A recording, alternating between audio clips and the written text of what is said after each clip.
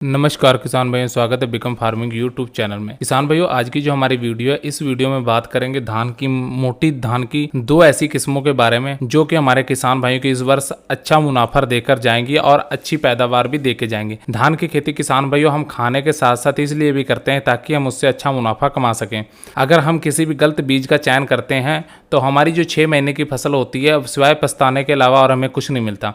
किसान भाइयों, आज हम दो ऐसी किस्मों के बारे में बताएंगे कि जो रोगों के प्रति सहनशील हैं और अच्छी पैदावार निकाल कर देती हैं और समय से तैयार हो जाती हैं। इन किस्मों की पूरी जानकारी देंगे।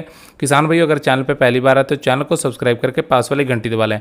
किसान भाइयों, सबसे पहले आपको जानकारी देंगे, आप बीज कहीं से भी खरीदे तो एक चीज़ का किसान भाइयों आपको ध्यान देना है। जिस जगह से भी आप बीज खरीद रहे हैं तो एक चीज़ का ध्यान होना चाहिए कि जिस दुकान से या दुकानदार से बीज ले रहे हैं उस दुकानदार का एक अच्छी विश्वसनीय दुकानदार होना चाहिए, दुकान होनी चाहिए जिसका एक रजिस्टर्ड होना चाहिए दुकान। यानी कि आप ऐसी भी जगह से ना खरीदिए जिसका कोई आगे पीछे पता भी ना हो।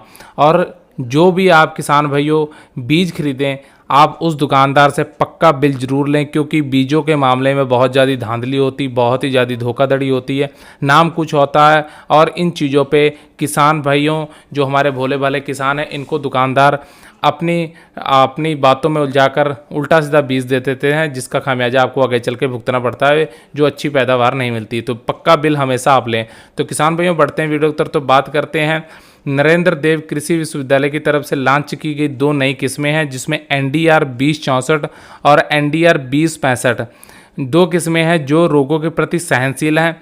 और दोनों किस्में किसान भाइयों, इनकी जो बालियां काफ़ी लंबी होती हैं और दाने जो है वजनदार और मोटे चमकदार होते हैं। क्वालिटी बहुत ही अच्छी इनकी होती है किसान भाइयों। नर्सरी बिजाई से लेकर किसान भाइयों कटाई तक का जो समय 130 से 135 दिन में ये पककर तैयार हो जाती है। इस फसल की अगर हाइट की बात की जाए तो इन पौधों की जो हाइट है 110 सेंटीमीटर तक हो जाती है। और पौधों में किसान भाई और कल्लों की संख्या की बात की जाए तो इसमें कल्ले बहुत ही अधिक संख्या में निकलते हैं।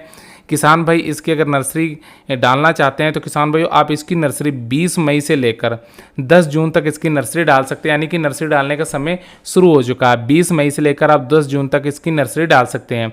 और रोपाई ट्रांसप्लांट करने का जो समय है किसान भाई, जुलाई के पहला सप्ताह जो है उससे आप शुरू कर सकते हैं। अगर इन दोनों की रोपाई यानी ट्रांसप्लांट 22 जून से लेकर 24 जून तक अगर कर देते हैं तो उत्पादन बहुत ही ज़्यादा आपको इसमें देखने को मिलता है। ये जो नई किस्में हैं किसान भाइयों, इनकी औसतन जो पैदावार है किसान भाइयों तकरीबन 35 कुंटल के ऊपर प्रति एकड़ ये निकाल कर देती हैं। तकरीबन 35 कुंटल प्रति एकड़ आप इनसे पैदावार ले सकते हैं। अगर आप अच्छे से इसका प्रबंधन करते हैं तो इनकी पैदावार और भी ज़्यादा मिलती है।